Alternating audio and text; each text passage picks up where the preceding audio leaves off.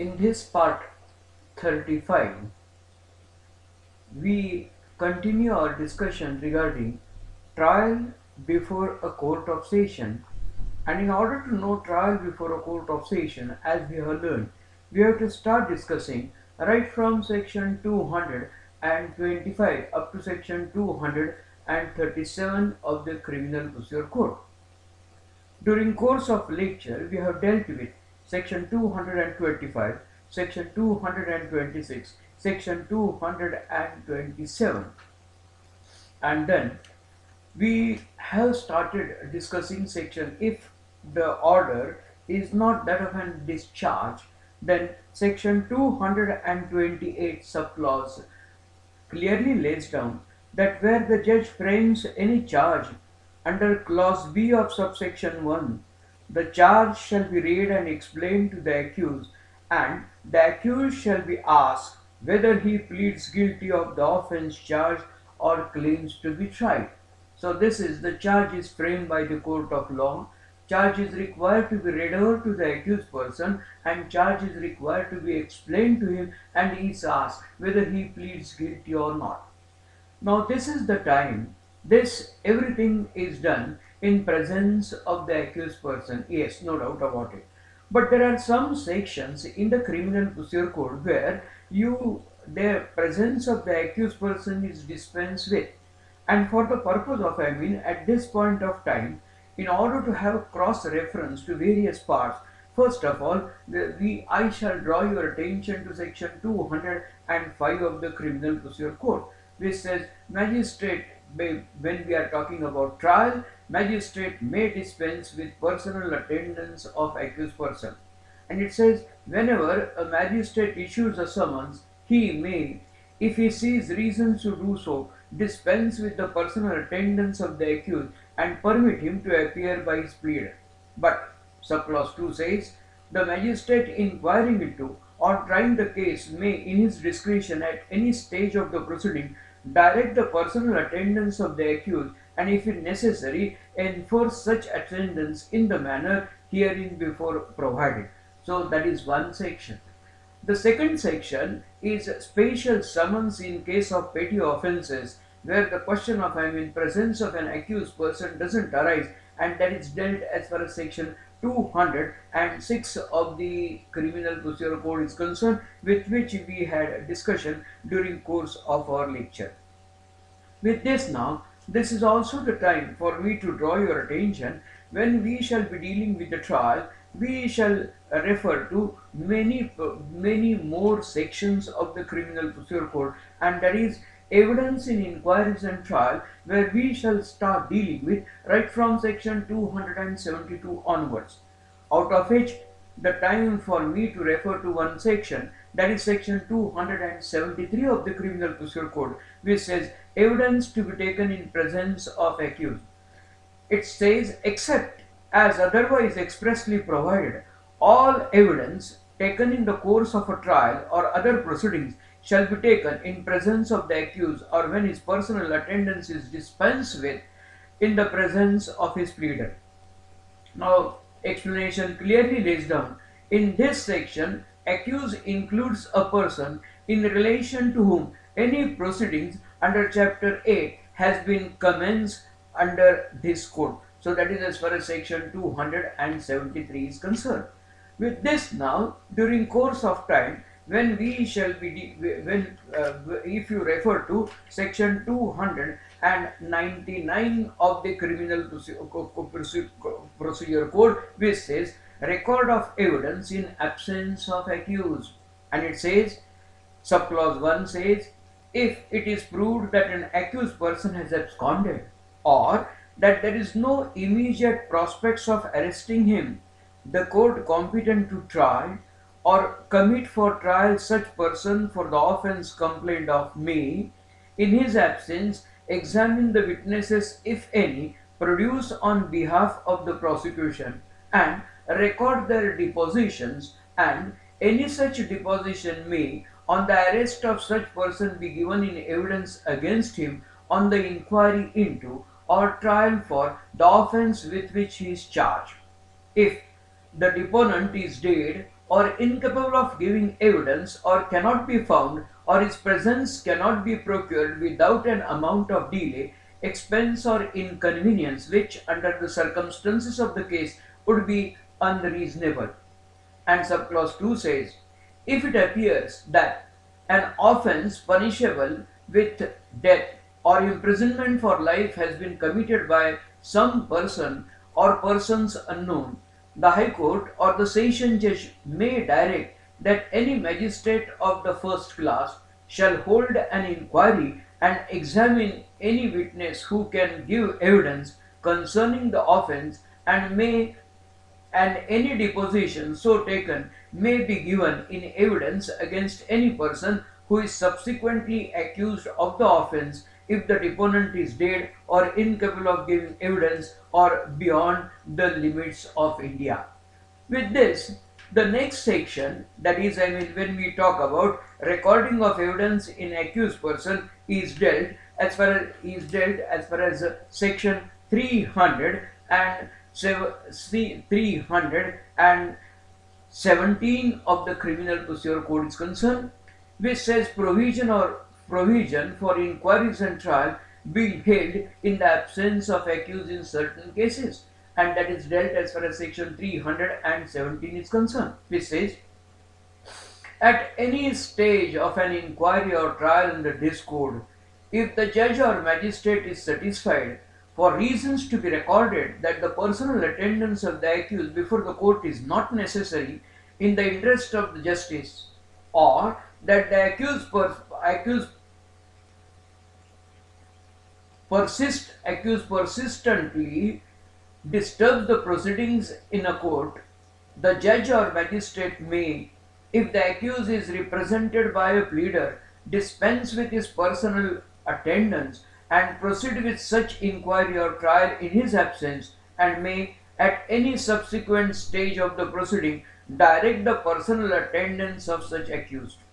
And subclause 2 says, if the accused is in any such case is not represented by a pleader, or if the judge or magistrate considers his personal attendance necessary, he may, if he thinks fit for reasons to be recorded by him, either adjourn such inquiry or trial, or order that the case of such accused be taken up or tried separately.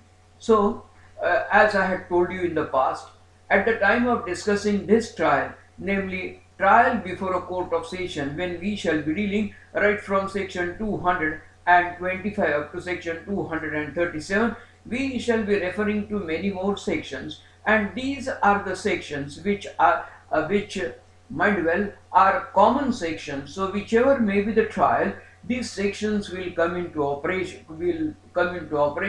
and these are required to be read. These are required to be understood from the point of view of understanding the trial. So now we have come to the stage that the court of session has not discharged the accused person, but has framed the charge against the accused person. Charge is required to be read and explained to the accused person. Now, what is the result? He is asked whether he pleads guilty or not. That is made very clear as far as section 229 is concerned, which says, if the accused pleads guilty, the judge shall record the plea and may in his discretion convict him thereon. This is the next stage. So, if the accused pleads guilty, the judge shall record, it is must, it is mandatory, the judge shall record the plea and may in his discretion convict him thereon. So, if he is convicted, if the order is that of the conviction, then that is the end as far as the trial is concerned, because we have already learned trial always results into conviction or acquittal. Trial is a process whereby, though it is nowhere defining the Criminal Procedure Code, as you go through the various trials, you come to know trial is a process whereby evidence is recorded in order to find out guilt or innocence of an accused person. And this is the object of the trial, to find out. The guilt is required to be proved beyond reasonable doubt. If the guilt is not proved beyond reasonable doubt, with which we shall be dealing at the time of the judgment or final order, if there is doubt in the mind of the judge, benefit of doubt is required to be given to an accused person. So now, if the result the court has decided, the session judge shall record the plea and may in his discretion convict him thereon. So there are two possibilities, may includes, may not. So here he is convicted, the order is that of conviction, and that is the end of the trial. But the other possibility, if the accused refuses to plead, this is one possibility, or does not plead, or claims to be tried, or is not convicted under section 229. So these are the possibilities where it is must for the session judge to proceed further, and then the judge shall fix a date for the examination of witnesses and may, on the application of the prosecution, issue any process for compelling the attendance of any witness or the production of any document or other thing. So that is, if the order is not that of conviction, the judge wants to proceed further for various reasons. If the accused refuses to plead, if accused does not plead, or if the accused claims to be tried, or if he is not convicted even though he pleads guilty, as we have learned, judge may in his discretion convict him thereon. May includes, may not. So he is not convicted by the judge, and hence we have to proceed further. So now the next section that will come into operation is section 231, which speaks about evidence for a prosecution. And it says, on the date so fixed, the judge shall proceed to take all such evidence as may be produced in support of prosecution. The further part of the subclause 2 of the section says, the judge may in his discretion permit the cross-examination of any witness to be deferred until any other witness or witnesses have been examined, or recall any witness for further cross-examination. Now this is the time for me to draw your attention to the along with this. Now this is the time that we have to deal with the provisions as far as Indian Evidence Act is concerned. And then if you start reading first, there are many sections to which we will have passing reference at the time of understanding the provisions as far as trial before a court of session is concerned. And the first section to which I want to draw your attention is that section 134 as far as Indian Evidence Act is concerned. It speaks about, or it tells you, number of witnesses. And what it says, no particular number of witnesses shall in any case be required for the proof of any fact. So there is no law, there is no rule that particular number of witnesses are required, because that is made very clear. No particular number of witnesses shall in any case be required for the proof of any fact. And then, so it depends how many witnesses prosecution wants to examine, and then the order of production and examination of witnesses is regulated as far as section 135 of the Indian Evidence Act is concerned, which says the order in which the witnesses are produced and examined shall be regulated by the law and practice for the timing relating to civil and criminal procedure respectively, and in the absence of any such law by the discretion of the court. So here evidence, when you refer to section 231, evidence on behalf of the prosecution. So here this is to be read by taking into consideration the relevant provisions as far as the Indian Evidence Act is concerned. The witness on behalf of the prosecution is in the witness box. What is the procedure that is required to be followed is made very clear by two sections as far as Indian Evidence Act is concerned. And that is, section 131 says, the examination of a witness by a party who calls him shall be called his examination in chief. The examination of a witness by adverse party shall be called his cross-examination. And lastly, the examination of a witness subsequent to the cross-examination by the party who called him shall be called his re-examination. And then section 138 deals with order of examination, and it says witnesses shall be first first examined in chief, then if the adverse party so desires, cross-examined, and then if the party calling him so desires, re-examined.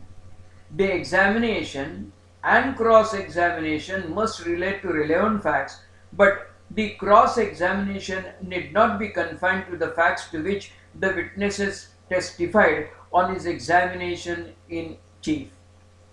Direction, this section also says direction of re-examination, and it says the re-examination shall be directed to the explanation of the matters referred to in cross-examination, and if new matter is by permission of the court introduced in re-examination, the adverse party may further cross-examine upon that matter. Now the provisions with which we are dealing at present are to be taken into consideration irrespective of the nature of the trial. It may be a trial before a court of session, it may be a trial of warrant case, it may be a trial of a summons case, or it may be a summary trial. This these provisions with which I won't repeat when we proceed to next part, namely as far as trial of warrant cases by magistrate is concerned. So this is common. With this now, when the witness is undergoing his examination, the guidelines are laid down as far as section 141, 142 and 143 of the Indian Evidence Act is concerned. And it says, now any leading questions, 141 says leading question, and it says any question suggesting the answer which the person putting it wishes or expects to receive is called a leading question. And then section 142 says when they must not be asked, and it says leading questions must not, if objected to by the adverse party, be asked in examination in chief or in re-examination except with the permission of the court. And further part of the section says the court shall permit leading questions as to matters which are introductory or undisputed, or which have in its opinion been already sufficiently proved. And when the leading questions may be asked is made very clear as far as section 143 is concerned. It says leading questions may be asked in cross-examination as far as section 143 is concerned. With this now, there may be a situation where the party who has called a witness may start with his cross-examination and then may be allowed to ask a leading question as far as section 154 of the Indian Evidence Act is concerned, which says questions by a party to his own witness. And it says the court may in its discretion permit person who calls a witness to put any question to him which might be put in cross-examination by the adverse party. Subclause 2 says, nothing in this section shall disentitle the person so permitted under subsection 1 to rely on any part of the evidence of such witnesses. So in other words, when the witness becomes hostile, the party who has called him may, with the permission of the court, start with cross-examination. So this is evidence for prosecution as far as section 231 of the Criminal Procedure Code is concerned. Now, though we talk about evidence on behalf of the prosecution, mind well, what is the manner in which court has to keep the record as far as this evidence is concerned is dealt as far as section 276 of the Criminal Procedure Code is concerned, which says record in trial before court of session. This is the time for you to have comparative study, because you want to know what is the manner. So examination would be asking question to the witness and getting answers from the witness accordingly. But then whether what is the manner in which this evidence is required to be recorded by the court is made very clear depending upon the nature of the trial. If it is a trial before a court of session, evidence is required to be taken evidence is required to be recorded as far as section 276 is concerned. When it is a trial of a warrant case, it is required to be recorded as far as section 275 is concerned. As far as the trial of a summons case is concerned, it is required to be recorded as far as section 274 of the Criminal Procedure Code is concerned. And then when it is a summary trial, then we will during course of time we shall deal with section 264, which tells you the manner in which evidence is required to be recorded. With this now, once this recording of the evidence starts, as you read section 276, as we are dealing with the trial before a court of session, rest of the sections as far as keeping of the record is concerned, with which we shall be dealing at the time when we deal with those trials. And this is the time, if you read section 276, it says, in all trials before a court of session, the evidence of each witness shall, as his examination proceeds, be taken down in writing, either by the presiding judge himself or by his dictation in open court, or under his direction and superintendence by an officer of the court appointed by him in this behalf. And such evidence, subclause 2 says, shall ordinarily be taken down in the form of narrative, but the presiding judge may, in his discretion, take down or cause to be taken down any part of such evidence in the form of question and answer. Subclause 3 says, the evidence so taken down shall be signed by the presiding judge and shall form part of the record. Now, along with this is the time for us to refer to one more section, and that is section 277, which says language of a record of evidence. And it says, in every case where evidence is taken down under section 275 or section 276, and just now we have dealt with section 276, if the witness gives evidence in language of the court, it shall be taken down in that language. If he gives evidence in any other language, it may, if practicable, be taken down in that language. And if it is not practicable to do so, a true translation of the evidence in language of the court shall be prepared as the examination of the witness proceeds, signed by the magistrate or presiding judge, and shall form part of the record. Where under clause B, evidence is taken down in a language other than the language of the court, a true translation thereof in the language of the court shall be prepared as soon as practicable, signed by the magistrate or presiding judge, and shall form part of the record. Provided that when under subclause B, evidence is taken down in English and a translation thereof is in the language of the court is not required by any one of the parties, the court may dispense with such translation.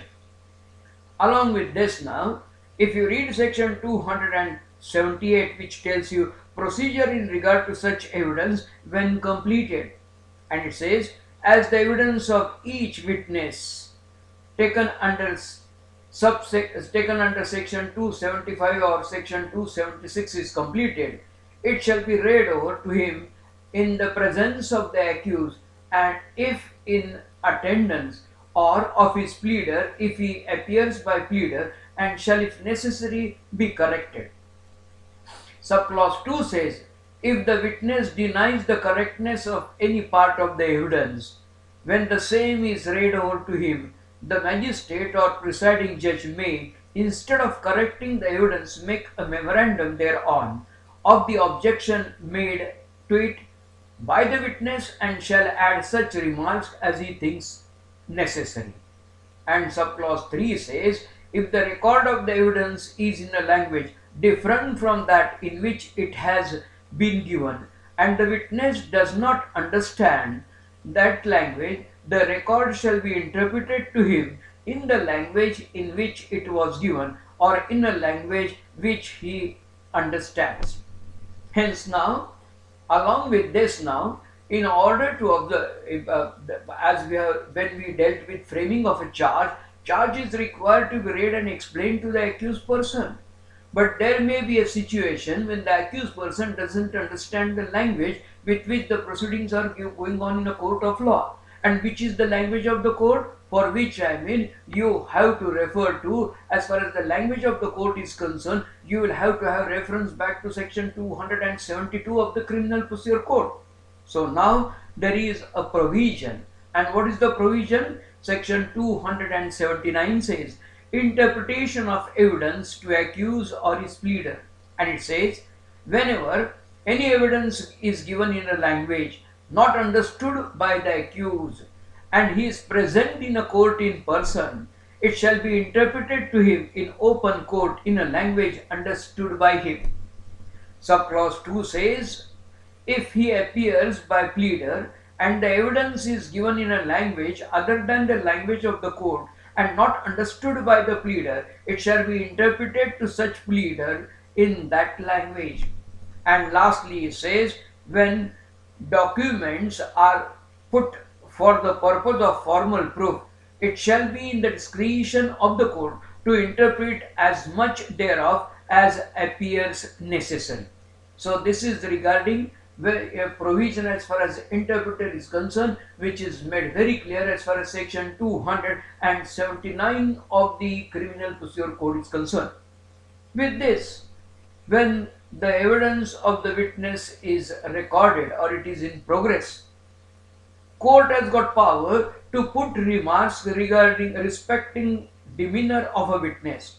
And section for that, if you read section 280, which says, when a presiding judge or magistrate has recorded the evidence of a witness, he shall also record such remarks, if any, as he thinks material respecting the demeanor of such witness which under examination. So as the examination is under progress, this is required to be done, and these provisions as far as recording of the evidence is concerned and rest of the provisions are applicable whether evidence is recorded of the prosecution or whether evidence is recorded on behalf of the defense accordingly. So this is now we have come up to what? When there is evidence on behalf of the prosecution and evidence on behalf of the prosecution is recorded in the court as far as the provisions of trial before a court of session is concerned, by having reference to the section with which we are dealing, namely section 231. After evidence on behalf of the prosecution is over, what is the next step?